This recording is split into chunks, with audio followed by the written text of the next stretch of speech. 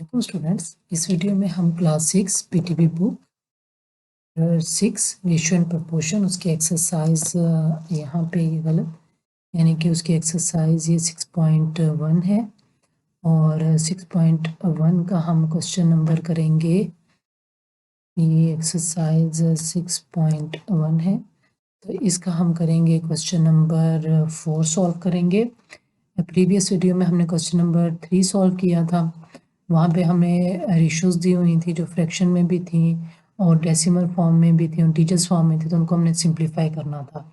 यहाँ पे question number 4 में अगर आप देखें तो इधर क्या है, इन्होंने हमें स्टेटमेंट दे दी हुई है। उन्होंने लिखा है right each of the following quantities into ratios and reduce into the simplest form.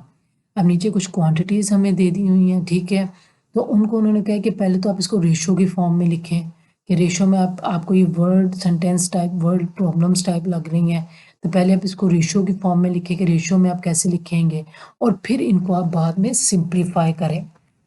तो यहाँ पे हम अपना क्वेश्चन नंबर 1 सॉल्व करते हैं। इसका पार्ट नंबर 1 है। तो पहले तो उन्होंने आपको क्या कहा है कि इसको आपने पहले रेशियो के फॉर्म में लिखना है। अब देखें यहाँ पे आपको रेशियो के फॉर्म में नहीं लिखा हुआ, यहाँ पे लिखा हुआ है right each of the following quantities into ratio. अब इन्होंने सिंपल एक आपको स्टेटमेंट दे दी हुई है, तो उसको पहले हमने रेशियो में, कि अगर आपको लिखा हुआ है कि ₹100 है एंड ₹25 है, 250 है, तो आपने इसको रेशियो में कैसे लिखना है। ओके, तो यहाँ पे ये है कि इसको हमने रेशियो में कैसे लिखना है। तो हम लिखेंगे राइटिंग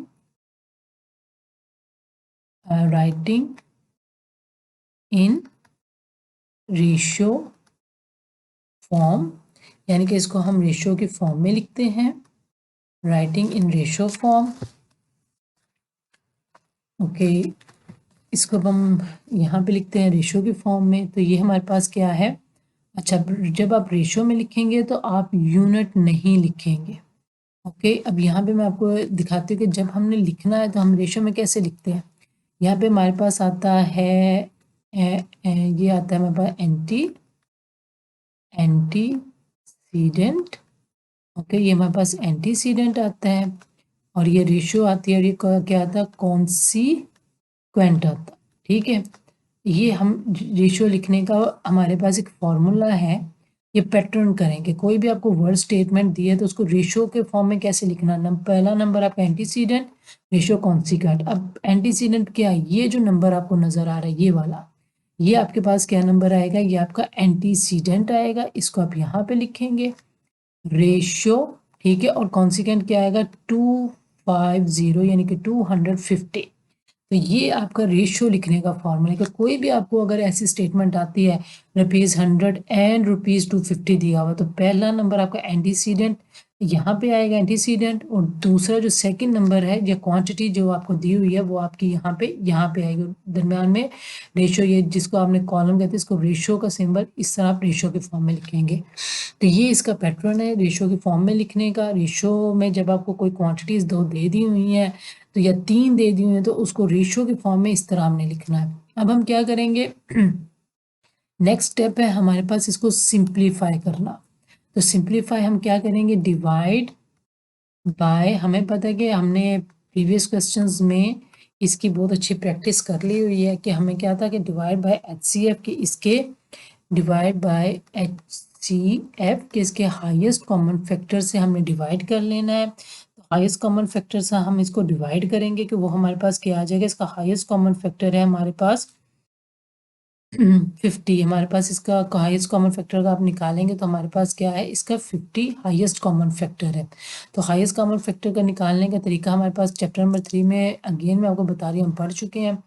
तो आप इस तरह लिख सकते हैं 100 डिवाइडेड बाय 50 और ये है 250 डिवाइडेड बाय 50। ओके, तो जब हमने इसको डिवाइड किया, इसको आप इस तरह, उसके बाद सिंप्लीफाई इस तरह फॉर्म में लिखेंगे आप, ठीक है। रेशियो का सिंबल डालेंगे 250 डिवाइडेड बाय 50 और इसको हम थोड़ा सा नीचे कर लेते हैं यहाँ पे। तो जब आपने इसको कैंसिल किया तो 5 1 ज़ा 5 5 2 ज़ा 10 और ये 0 0 कैंसिल, 5 1 ज़ा 5 5 5 ज़ा 25। तो ये आपके पास सिंपलेस्ट फॉर्म में रेशियो आ गई 2:5। तो ये आपके पास आंसर आ जाएगा। ओके, अब हम अपना नेक्स्ट करते हैं। अब यहाँ पे आप देखें कि आपके पास ये जो नेक्स्ट क्वांटिटी दी हुई है ये वाली, इसमें ये 2 kg एंड 800 ग्राम्स है। तो हमने दोनों के यूनिट सेम करने हैं। ओके, हमने यूनिट सेम करने हैं, तो हम क्या करेंगे, हम केजी को ग्राम्स में कर लेंगे। ठीक है, अगर आप ग्राम्स को जब केजी में करोगे तो ये पॉइंट में आ जाएगा, क्योंकि यहाँ पे हमारे पास ये है कि 1 kg is equal to 1000 grams होता है। ओके, ये हमें पता है। तो अगर हम केजी को ग्राम्स में करेंगे तो ये हमारे पास भी क्या आएगा, 2 kg कितने ग्राम्स का हो जाएगा हमारे पास, 2 मल्टीप्लाई बाय 1000 ग्राम्स। ओके, तो ये हमारे पास क्या आएगा, 2 kg is equal to 2000 grams. Okay, तो यहाँ पे हमें जो नंबर है पूरा इंटीजर में आ रहा है, पॉइंट में नहीं आ रहा। अब यहाँ पे क्वेश्चन आ सकता है कि हम केजी को क्यों ग्राम में करें, हम ग्राम को केजी में कर लेते हैं। तो जब आप ग्राम को केजी में करोगे तो पॉइंट आ जाएगा। ठीक है, जैसे कि आप 800 को ग्राम्स में जब करोगे, सॉरी इसको हम लिखते हैं ऐसा, ग्राम्स में करोगे तो ये आपके पास क्या आ जाए, अगर सॉरी केजी में करोगे तो ये क्या आ जाएगा, आपको 1000 से डिवाइड करना पड़ेगा 800 को। 0 0 से कैंसिल हो गया, तो यहाँ पे आपके पास कितना आ जाएगा, ये 0.8 kg आ जाएगा। तो फिर हमारे पास आंसर डेसिमल में आ जाएगा। तो जब अगर डेसिमल में आ जाएगा तो ये हमारे पास प्रोसेस दोबारा से लंबा हो जाएगा, फिर हम डेसिमल को दोबारा रिमूव करेंगे, फिर उसको इंटीजर्स में लेके जाएंगे। तो सबसे ज़्यादा बेहतर है कि हम उसको छोटे यूनिट में कर लें। ठीक है, उससे क्या होगा कि हमारे पास पूरा एक इंटीजर आएगा, हमें डेसिमल नहीं आएगा। डेसिमल में नई वैल्यू आएगी तो हम इसको इजीली सिंप्लीफाई कर लेंगे। तो इसीलिए बेहतर होगा कि हम जो हमारे पास जो बड़ा यूनिट है यानी कि केजी बड़ा है, उसको हम छोटे यानी कि ग्राम्स में कन्वर्ट कर लें। तो यहाँ पे हम लिखते हैं, इसको लिखते हैं राइटिंग इन रेशियो फॉर्म, यानी कि रेशियो की फॉर्म में हम इसको लिखते हैं। तो ये आ गया हमारे पास। अभी हम इसको फिलहाल यहाँ पे हमने ग्राम्स में कर लिया है। तो ये 2000 ग्राम्स और ये क्या आ जाएगा 800 ग्राम्स। ओके, क्योंकि अब हम ऊपर उसको कन्वर्ट कर चुके हैं। तो आप ये प्रोसेस अपना साइड पे या रफ वर्क में कर सकते हैं, या इसको आप ऊपर करके या इस साइड पे या कॉपी पे आप ये अपना काम शो कर सकते हो। ठीक है, कि हमने इस तरह किया है। तो इस तरह राइटिंग इन रेशियो फॉर्म। तो ये एंटी आपका सीडेंट और ये कॉन्सिक्वेंट। अब आप क्या करोगे, नेक्स्ट स्टेप आपका क्या है, डिवाइड बाय, अब इसको सिंप्लीफाई करना है। तो divide by H C F, यानी कि हाईएस्ट कॉमन फैक्टर। तो इन दोनों का हमारे पास हाईएस्ट कॉमन फैक्टर क्या है, 400 है।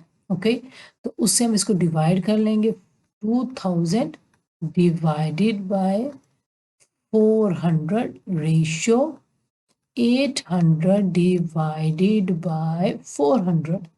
तो ये आपके पास क्या बन गया, ये आपके पास आ जाएगा यहाँ पे, इसको हम इस तरफ कर लेते हैं। तो ये अब आप इसको जब डिवाइड करोगे, यहाँ पे आप 400 से डिवाइड कर लोगे, रेशियो 800 डिवाइडेड बाय 400। तो 0 0 से कैंसिल हो गए, ये 0 0 से कैंसिल हो गए। अब 4 1 ज़ार 4 और 4 5 ज़ार 20। ठीक है, ये 4 1 ज़ार 4, 4 2 ज़ार 8। तो ये क्या रेशो आ गई आपकी, 5:2। ठीक है, तो ये आपके अब रेशियो आगे सिंप्लीफाई हो गया। इससे मज़ीद तो ये सिंप्लीफाई नहीं हो सकता, तो हमारा यही इसका आंसर होगा। तो यहाँ पे अब हम अपना नेक्स्ट क्वेश्चन देखते हैं।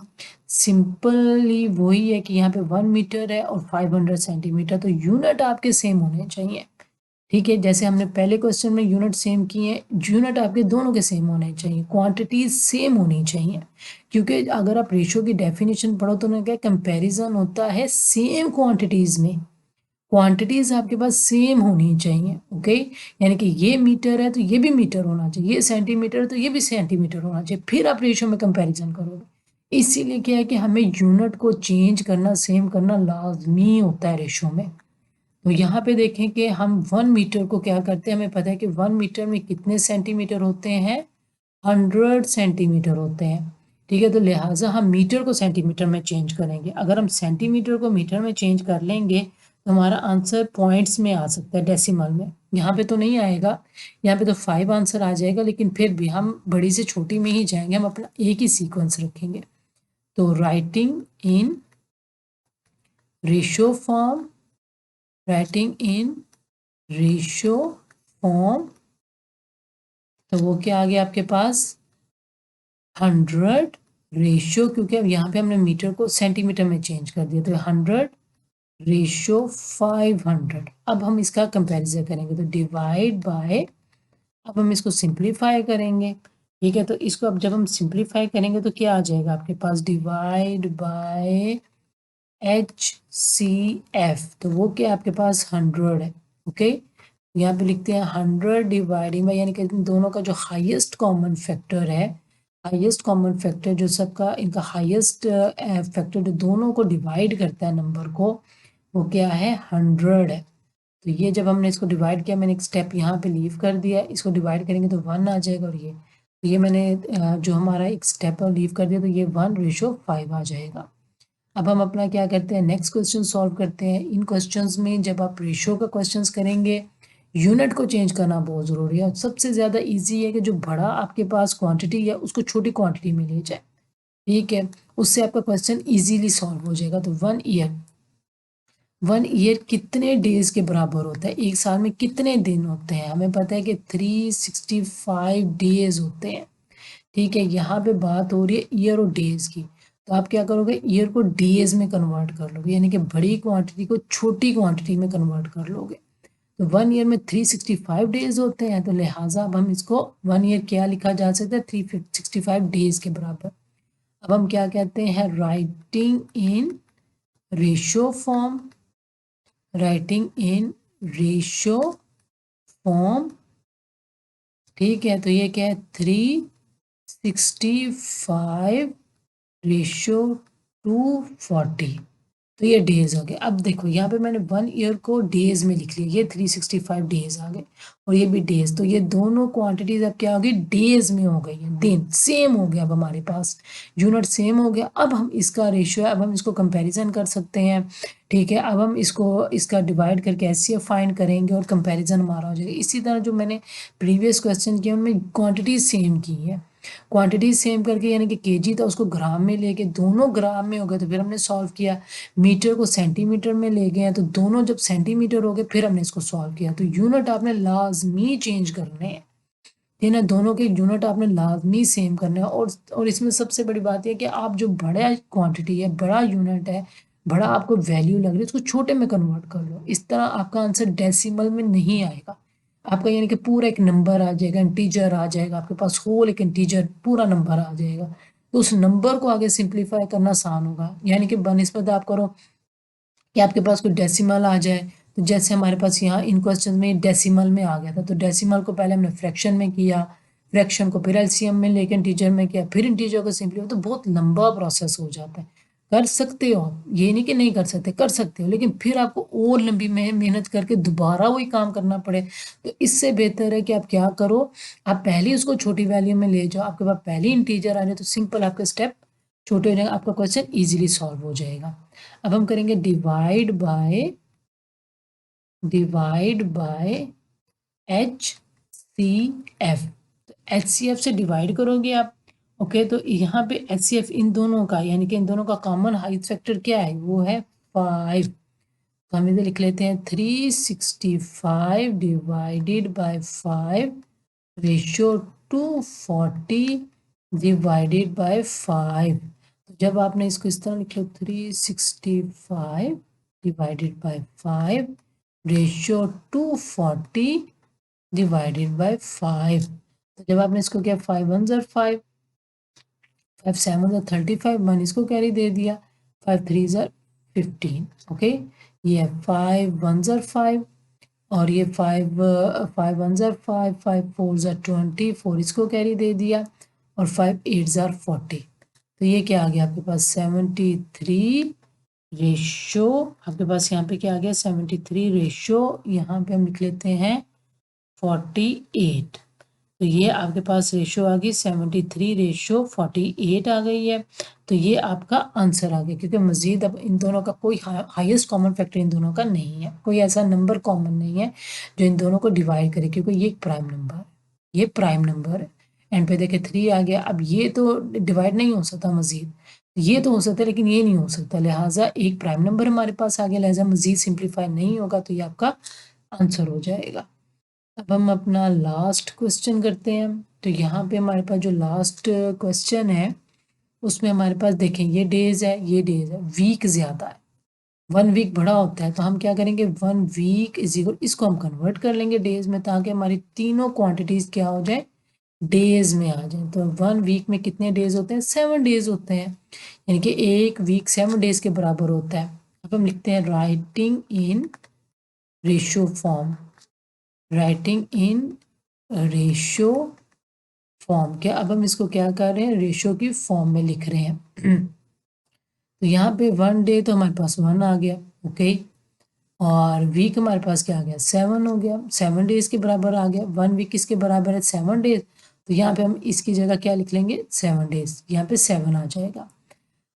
और आगे क्या है 15 डेज, तो ये 15 आ जाएगा। अब यहाँ पे आप देखें कि क्या ये मज़ीद आपका सिंप्लीफाई होता है, कि कोई इनका आपस में कोई ऐसा कॉमन फैक्टर है हमारे पास कि जो मज़ीद जो इनको हाईएस्ट कॉमन फैक्टर है, नहीं, उसकी वजह के 1 और 7, ये 7 प्राइम नंबर है, 15 तो डिवाइड होता है लेकिन 1 7 नहीं होता, तो लिहाजा ये क्वेश्चन आपका यहाँ पे सॉल्व हो जाएगा और यही आपका आंसर होगा। अब यहाँ पे हमारा क्वेश्चन नंबर 4 सॉल्व हो गया। अब हम क्या करते हैं, अपना नेक्स्ट क्वेश्चन नंबर 5 सॉल्व करते हैं। ओके, तो जो क्वेश्चन नंबर 5 है, अगर आप इसको गौर से देखें तो यहाँ पे हम इसको कहते हैं, उन्होंने कहा है, लिखा हुआ है सिंप्लीफाई, कि सिंपल आपको क्या दिया है। अब पहले उन्होंने दी थी वर्ड स्टेटमेंट दे दी थी, वर्ड में था, ठीक है, तो उन्होंने लिखा ₹100 एंड ₹250 के, इसको रेशो में लिखे हैं, ठीक है, और उसके बाद सिंप्लीफाई करें। यहाँ पे उन्होंने आपको नंबर्स में दे दिया, लिखा है 12:120, 25:250। यहाँ पे देखें इन्होंने एंड डाला था, यहाँ पे इन्होंने क्या लफ्ज लिखा हुआ, इज टू, ये लफ्ज है आपके पास, क्या वर्ड है, इज टू। इज टू अगर आप देखें यहाँ पे, अगर हम रेशो की डेफिनेशन देखें, कि हमें यहाँ पे थोड़ी कंफ्यूजन हो सकती है कि हमें 25 पहले लिखना है कि 120 पहले लिखना है, ठीक है, क्योंकि रेशो लिखते वक्त हमें बहुत इन चीज़ों का ध्यान रखना है कि कौन सी चीज़ पहले आएगी। तो यहाँ पे लिखे देखें, एज एंड रीड एज 1:2, यानी कि 1 पहले है, इज टू रेशो के बाद 2 आ रहा है, ठीक है। तो ज़्यादा आपने इस चीज़ का ख्याल रखना है कि ज़्यादा प्रैक्टिस आपको किस चीज़ की करवाई जा रही है, कि जब आप रेशो लिखो तो आपको ये पता होना चाहिए कि एंटीसीडेंट कौन सा है और कॉन्सिक्वेंट कौन सा है, क्योंकि आपको पता है कि 12:120 बराबर नहीं होते हैं 1:20 के, ये बराबर नहीं है। अगर आप लिखो ना, आपको लो जी मैं इसको 120 पहले लिख लेता हूँ 12, तो आपका आंसर गलत हो जाएगा। लिहाजा आपको ये पहले पता होना चाहिए कि जब मैं रेशो लिखने लगा हूँ, मैं रेशो में लिख रहा हूँ या लिख रही हूँ, तो मैंने पहले इनमें एंटीसीडेंट कौन सा है, कॉन्सिक्वेंट कौन सा है। तो ये जो लफ्ज इज टू है, उससे पहले आपका क्या लफ्ज, ये एंटीसीडेंट है, ओके, और ये कॉन्सिक्वेंट है, तो लिहाजा 12 पहले आएगा, फिर रेशो, फिर 120 आएगा। इस चीज़ का आपने ख़ास ख्याल रखना है, ठीक है। ये देखें उन्होंने लिखा है 1:2, यानी कि जो 12 है वो पहले है, 12:120, बाद में जो कॉन्सिक्वेंट है, जो सेकंड नंबर, वो 120 है। तो इस चीज़ का आपने लाजमी ख्याल रखना है रेशो के क्वेश्चंस में, जब हम रेशोज़ के क्वेश्चन लिखते हैं, क्योंकि अगर हम आगे पीछे लिख लेंगे तो हमारा क्वेश्चन गलत हो सकता है। यहाँ पे भी क्वेश्चन नंबर जो 4 हमने सॉल्व किया है, 100 आपका एंटीसीडेंट था और ये कॉन्सिक्वेंट था, तो ये पहले आना है, ये बाद में, आपने इसको आगे पीछे नहीं करना, आपका क्वेश्चन गलत हो जाएगा। इस चीज़ पे आपने लाजमी ध्यान देना है कि आपका क्वेश्चन गलत हो जाएगा। यहाँ पे अब उन्होंने पहले एंड लिखा था, उन्होंने कहा एंड की बजाय हम ये भी लिख सकते हैं कि 12:120, ये लफ्ज भी इस्तेमाल हो सकता है। तो उसमें आपने क्या लिखना कि आपका एंटीसीडेंट, यानी कि आपका एंटीसीडेंट कौन सा है और कौन सी कॉन्सिक्वेंट, आपका कॉन्सिक्वेंट कौन सा, तो एंटीसीडेंट आपका क्या है 12, रेशियो 120, ठीक है। ये आपका, आपने इसको इस तरह लिखना है, ठीक है। ये आपका एंटीसीडेंट है, ये आपका कॉन्सिक्वेंट है, इज टू रेशियो। तो यहाँ पे मैंने आपको इसका बार आपको इसको फोर्स किया है कि आपने इस चीज़ को समझना है, ठीक है। अब हम सिंप्लीफाई इसको, वही हमारे पास ये है कि divide by highest common factor है हमारे पास इसका, divide by highest common factor, कि यानी कि इन दोनों का हाईएस्ट कॉमन फैक्टर हमारे पास जो है ये हमारे पास 12 है और 120, तो इसका हाईएस्ट कॉमन फैक्टर हमारे पास क्या आ जाएगा, 12 आ जाएगा, ओके। तो इसको हम डिवाइड कर लेंगे, तो जब यहाँ पे अब इसको थोड़ा सा लिख लेते हैं कि जब आपने 12 को 12 से डिवाइड किया तो ये आपके पास 1 आ गया, और जब आपने 12 को डिवाइड किया तो ये आपके पास 10 आ गया, ओके। तो यहाँ पे आप 12 को डिवाइड करके देख सकते हैं, तो आपका आंसर क्या आ जाएगा आपके पास जब आप इसको डिवाइड करोगे तो आपके पास 1:10 आ जाएगा, तो ये आपका आंसर है। तो इसमें सबसे बड़ी बात है जो क्वेश्चन नंबर 4 और 5 में आपने मेन चीज़ का क्या ख्याल रखना कि पहले तो आपने 4 में तो क्वांटिटीज़ को देख लेना, पहले आपने क्वांटिटीज सेम करनी है, फिर जब आप उनको लिखोगे तो जो एंटीसीडेंट होगा पहला नंबर पहले पे और दूसरा नंबर दूसरे पे लिखोगे। और क्वेश्चन नंबर 5 में उन्होंने क्वांटिटीज नहीं दी, उन्होंने आपको नंबर्स दे दिया और इज टू का लफ्ज डाला है। तो उसमें भी आपने रेशियो लिखते वक्त ख्याल रखना है कि पहला नंबर एंटीसीडेंट क्या होगा आपका, कि आपका, मैं यहाँ पे इसको कि आपका एंटीसीडेंट कौन सा नंबर होगा और आपका कॉन्सीक्वेंट,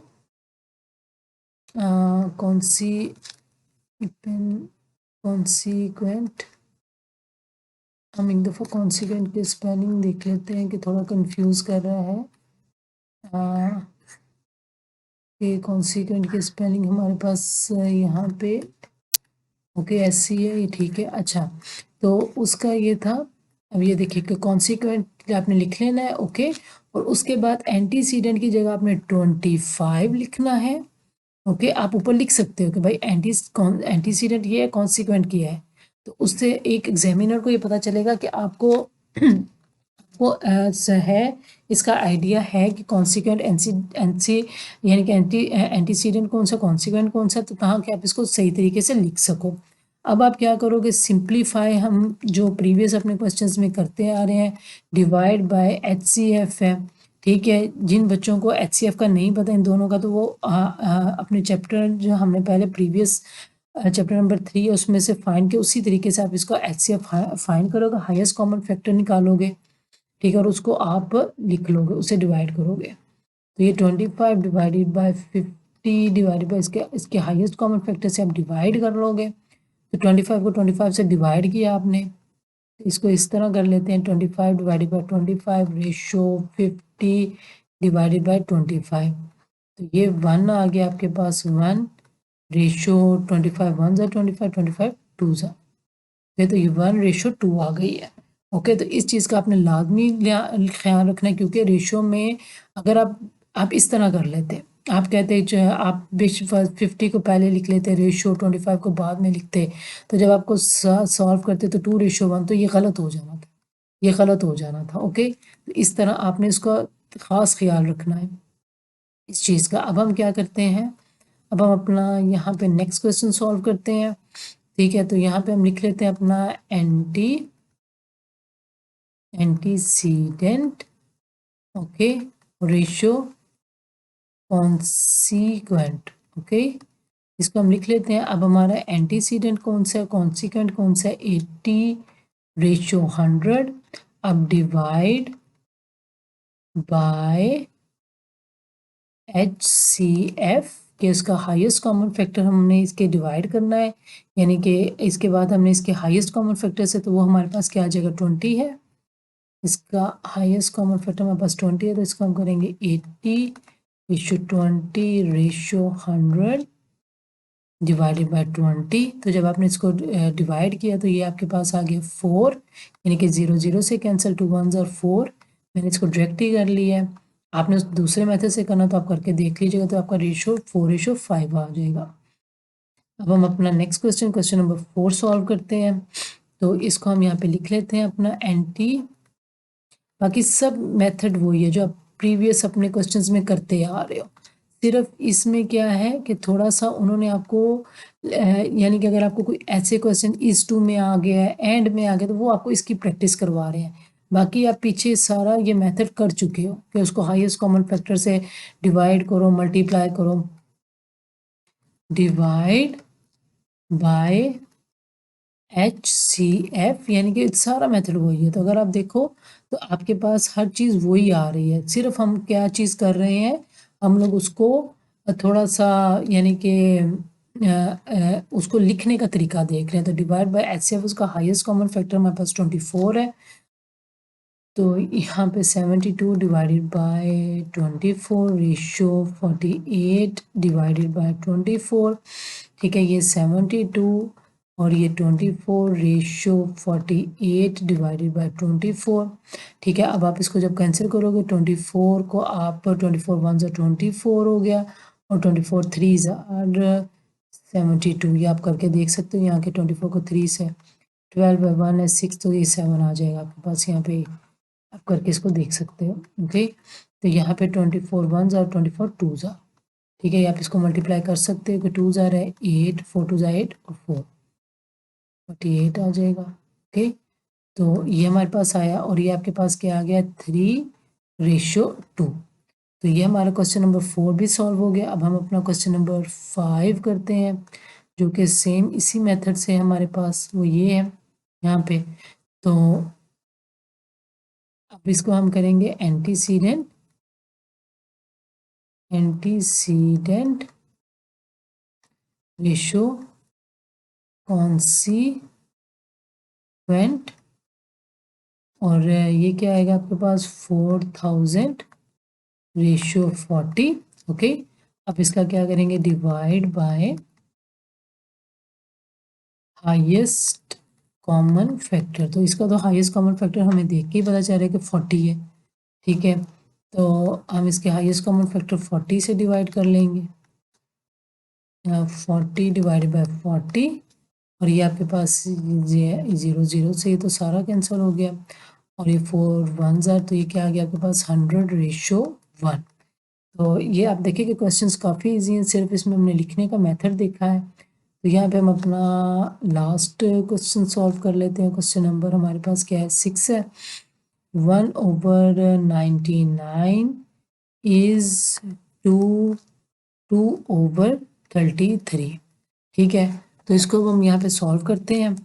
ठीक है, अब इसका एंटीसीडेंट हमारे पास क्या है, एंटीसीडेंट। ठीक है, एंटीसीडेंट और कॉन्सीक्वेंट, तो हम लिख लेते हैं अपना, यहाँ पे हमारा 1/99 है रेशियो 2/33। तो आप यहाँ पे देखो कि ये आपके पास फ्रैक्शन आ गई है। ओके, ये आपके पास क्या आ गया, फ्रैक्शन आ गई। तो फ्रैक्शन को हमने सिंपली सॉल्व करना था कि फ्रैक्शन को हमने उसमें लेके जाना, तो हम क्या करेंगे एलसीएम लेंगे। इसकी हम प्रैक्टिस कर चुके हैं। ओके, तो ये आ गया 33, फिर आपने इसको 3 से किया तो ये आ गया आपके पास 11 और 11, तो फिर इसने आपको 11 को किया तो ये आपके पास क्या आ जाएगा 99, यानी कि 11 को अगर आप करो, ये 11 को 3 से मल्टीप्लाई करो, सॉरी 3 से, तो ये आपके पास यानी कि 33, 11 को 3 से मल्टीप्लाई करो 33, 33 को जब आप 3 से मल्टीप्लाई करोगे तो ये आपके पास क्या आ जाएगा 99। तो इसका जो एलसीएम है हमारे पास, इसको हम रिमूव कर देते हैं, ये हमारे पास आ जाएगा 99। तो मल्टीप्लाइंग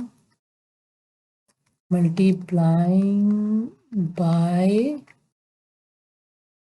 एलसीएम, एलसीएम क्या है हमारे पास 99। ठीक है, तो 99 मल्टीप्लाई बाय 1/99, और ये है 33, और सॉरी यहाँ पे इसको हम करते हैं 99 मल्टीप्लाई बाय 2/33, तो 99 से कैंसिल हो गया, और 3 1 जा और 3 जा। ठीक है, तो ये आपके पास 1/6, तो ये आपके पास आंसर आ जाएगा। ओके, तो यहाँ पे अगर आपके पास डेसिमल में भी आता, बिलफर्ज के अगर आपको इस तरह को क्वेश्चन डेसिमल में भी दे देते, यहाँ पे अगर आपको लिख लेते कि 0.4 रेशियो इज टू, लफ्ज़ लिखते इज टू 0.0, तो आप सिंपल इसको क्या करते, आप क्या करते 0.4 रेशियो इज टू के बाद इस तरह, तो और ये डेसिमल के क्वेश्चंस भी आप सिंपली ऊपर क्वेश्चन इस एक्सरसाइज में ये सॉल्व कर चुके हैं। ओके, तो इसको सिंपली आप उसको उसी तरह सॉल्व कर लेते हैं। तो इसमें मेन प्रोसेस क्या था कि पहले जो क्वेश्चन दिए हैं उसमें उन्होंने हमें रेशियो का सिंबल दिया हुआ है, सिंपल हमने इसको सिंप्लीफाई करना था। इन क्वेश्चंस में उन्होंने पहले क्वांटिटीज को बदलना सिखाया, फिर रेशियो में लिखना सिखाया, फिर सिंप्लीफाई। और यहाँ पे क्वेश्चन नंबर 5 में उन्होंने इज टू लिख दिया कि इसको आप यानी कि इसको एग्जैक्ट फॉर्म में रेशियो में लिखो, एग्जैक्ट फॉर्म में कैसे लिखना, फिर इसको सिंप्लीफाई इसको कर दो। तो इन एक्सरसाइज में हमने ये चीज़ की प्रैक्टिस की है। अब नेक्स्ट वीडियो में अपने नेक्स्ट क्वेश्चन सॉल्व करेंगे, नेक्स्ट टॉपिक प्रपोर्शन को देखेंगे।